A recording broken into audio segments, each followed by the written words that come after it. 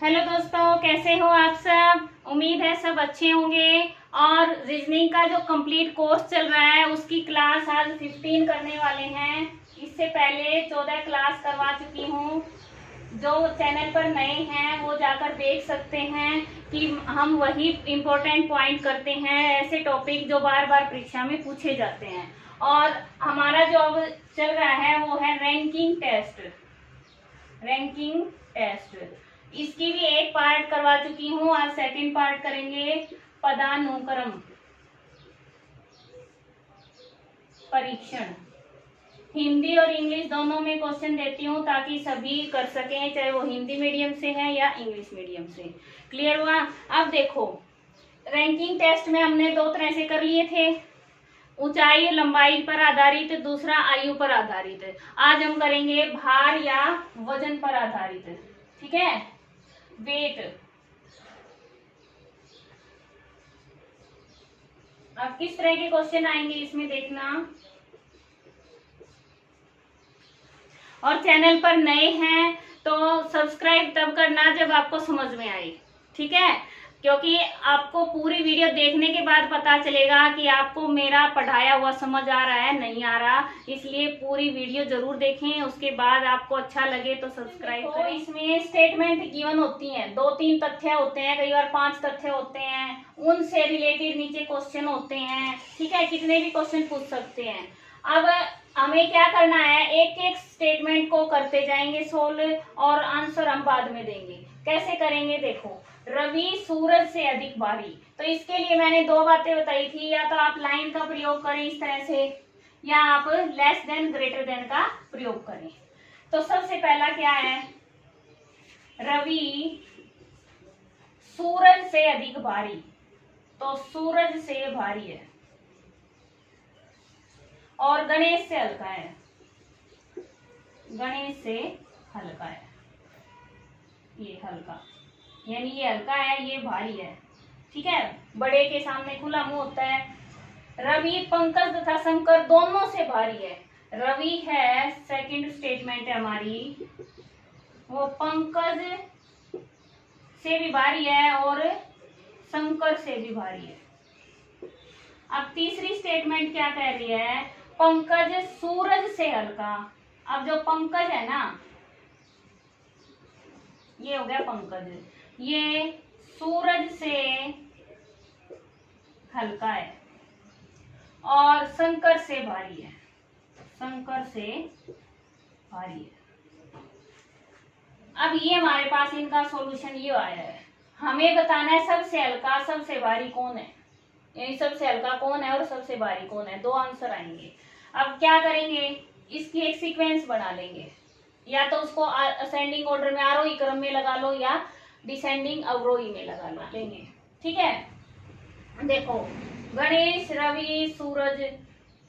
तो गणेश को जी से, आर से, एस से इस तरह डिनोट कर, शंकर को एस एच से और पंकज को पी से हम ऐसे डिनोट कर लेंगे।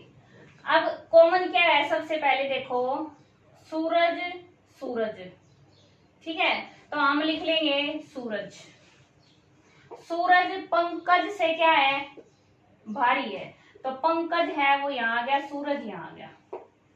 अब पंकज है वो किससे भारी है, शंकर से, तो शंकर कहाँ आ गया, यहाँ आ गया। ठीक है, ये लाइन हमने लिख ली इकट्ठी। अब अगली लाइन में देखो, अब शंकर से भारी कौन है, रवि। तो यहाँ तो इनमें भारी इधर जा रहा है तो रवि इधर आएगा। अब रवि है वो पंकज से भारी है, दोनों से ही भारी है, तो दोनों से बड़ा आ जाएगा इधर। फिर है सूरज है, उससे भारी कौन है, रवि। सूरज से भारी है रवि। ठीक है, और रवि से भारी कौन है, गणेश। ये क्रम आ गया। इसका मतलब क्या है, सबसे भारी सबसे बड़ा कौन है, गणेश। सबसे छोटा कौन है, शंकर। तो सबसे हल्का शंकर, सबसे भारी गणेश। हमें इस तरह से ये जो सीक्वेंस है इनको क्रम में लगाना पड़ेगा, चाहे आप असेंडिंग ऑर्डर में लगा लें या डिसेंडिंग ऑर्डर में, आपकी मर्जी। ठीक है, तो क्वेश्चन ऐसे सोल्व करेंगे।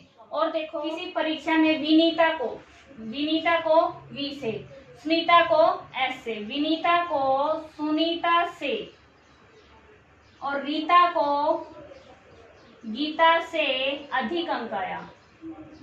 रीता को अधिक आया गीता से, विनीता को अधिक आया सुनीता से। ठीक है, इसके बाद इनको अधिक मार्क्स मिले हैं रीता को सुनीता से, रीता को सुनीता से कम आया। हो गया इतना। तो चारों की योग्यता का अवरोही डिसेंडिंग ऑर्डर में लिखना है। इनको कैसे लिखेंगे देखो। अब सबसे पहले ये देखिए, विनीता सुनीता और सुनीता और इसका, क्योंकि एस एस कॉमन है, कॉमन देखेंगे तो एस इसमें और इसमें कॉमन है, तो एस हमने लिख दिया यहाँ बीच में। अब यहाँ पे तो लिख देंगे ग्रेटर देन आर, और ये लिख देंगे लेस देन वी। ठीक है, लेस देन वी, यानी एस के नंबर वी से कम है, विनीता से और रीता से ज्यादा है। अब आर है वहां, ये लिख देंगे जी। देखो बना क्रम, अवरोही क्रम हो गया ना। अगर ये यहाँ पे ऐसे आ जाते तो हम इधर से फिर स्टार्ट कर देते। अपनी मर्जी से कौन सा भी क्रम लगा सकते हैं, हमें आंसर फिर देखना है कि असेंडिंग में है या डिसेंडिंग में है। क्लियर हुआ? यानी क्या करेंगे, जो दे रखा है उनको हम ऐसे लिख लेंगे सीक्वेंस में, सिंबल में यूज करके। फिर सिंबल का प्रयोग करके एक एक को देखेंगे। कॉमन को देखो एस, एस का वी से और आर से जो संबंध है उसको यहाँ लिख दो। फिर आर का जी से सीधा है, तो ये हमारा क्रम बन जाएगा। समझ आया? आगे देखो ये क्वेश्चन, ऐसे कुछ जानकारी दी होती है। कई बार तो काफी लंबा चौड़ा क्वेश्चन आ जाता है। इसमें हमें क्या करना होता है, सबसे पहले एक सारणी, ठीक है, यानी टेबल बनानी होती है। उसको टेबल को बना लेंगे तो कितने ही क्वेश्चन पूछ लें इसमें से सारे क्वेश्चन इजी से आ जाएंगे। अब क्या करेंगे देखो, पहले पढ़ेंगे एक विद्यालय में, स्कूल में मंडे से संडे तक विभिन्न विषयों वाणिज्य यानी commerce, maths, English, Hindi, Urdu और संस्कृत की पढ़ाई होती है। रविवार को अवकाश रहता है। यानी सप्ताह के कितने दिन दे दिए यहाँ पे, ये बना लेंगे हम इसका टेबल।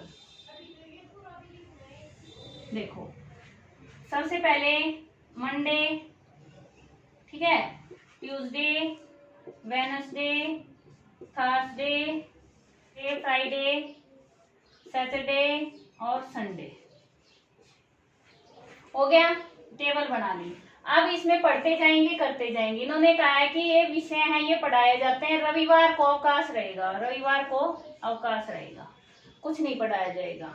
इसके बाद फ्राइडे को वाणिज्य, फ्राइडे को क्या, कॉमर्स, ठीक है, वाणिज्य पढ़ाया जाएगा। सोमवार को अंग्रेजी, मंडे को इंग्लिश पढ़ाया जाएगा। इसके बाद उर्दू की पढ़ाई हिंदी के बाद होती है। अब हमें नहीं पता हिंदी की कब होती है, उर्दू की पढ़ाई हिंदी के बाद होती है, और उर्दू के बाद संस्कृत की पढ़ाई होती है बृहस्पतिवार को। ठीक है, यानी क्या है, जो थर्सडे है उस दिन किसकी पढ़ाई होती है, संस्कृत की। यहाँ लिख देंगे संस्कृत। अब क्या कहा है, संस्कृत उर्दू के बाद संस्कृत की होती है, तो उर्दू कहाँ जाएगा ये, और उर्दू की पढ़ाई हिंदी के बाद होती है, उर्दू की पढ़ाई हिंदी के बाद होती है, ये हिंदी। अब अवकाश के एक दिन पहले गणित की पढ़ाई होती है, अवकाश संडे का, इससे एक दिन पहले मैथ्स पढ़ाया जाता है। ये टेबल बन गई। अब इस पर आधारित क्वेश्चन देखो कैसे आएंगे, समझ आया? इस तरह से टेबल बना लेंगे। कोई क्वेश्चन आए आप ये देखें कि किस प्रकार से क्वेश्चन है, क्या पूछा गया है। दो चीजें मिलेंगी, या तो दिन मिल जाएंगे, ठीक है, या कोई और, यानी दो तरह के आपको नंबर मिलेंगे, उनमें आपस में कंपैरिजन होगा या फिर उनके अनुसार दूसरे की सूचना होगी। क्लियर है? यहाँ पर क्या है, सोमवार से रविवार तक के दिन है, 7 दिन है, और उनमें क्या क्या पढ़ाया जाता है ये बताया गया है। इसके क्वेश्चन कैसे आएंगे देखो। अब इसको साफ कर देती हूँ क्योंकि ये हमारा काम हो गया है, टेबल बन चुकी है। अब इस तरह से क्वेश्चन आते हैं कि जैसे उर्दू और कॉमर्स के बिटवीन कितने डेज हैं, ठीक है, कितने दिनों का अंतर है, उस डिफरेंस कितना है। अब उर्दू का है ये वेडनेसडे को, और कॉमर्स का है ये फ्राइडे को, एक ही दिन का अंतर है, तो आंसर क्या हो जाएगा 1 डे। ठीक है, कई बार क्वेश्चन इस तरह से आता है कि ट्यूसडे को क्या पढ़ाया जाता है, हिंदी पढ़ाई जाती है। ठीक है, कई बार कहेंगे कि जो हॉलीडे है, अवकाश है, उससे 2 दिन छोड़कर पहले क्या पढ़ाया जाता है, तो संस्कृत पढ़ाया जाता है। इस तरह से क्वेश्चन बनते हैं, इसमें काफी सारे क्वेश्चन रिपीट होते हैं, यानी टेबल आ गई ना तो आपके वो 5 नंबर इजी हो जाते हैं। इस आज के लिए इतना ही, क्योंकि ये क्वेश्चन काफी लेंथी हैं, प्रैक्टिस से आएंगे। आपके पास कोई बुक है रीजनिंग की तो उसमें से कर लें, और मिलते हैं नेक्स्ट वीडियो में। थैंक्स फॉर वॉचिंग, आपका दिन शुभ हो। और हाँ भाई, एक अगर वीडियो पसंद आती है तो लाइक जरूर कर दिया करो, बिना गए आप करते भी नहीं। थैंक्स फॉर वॉचिंग, आपका दिन शुभ हो, धन्यवाद।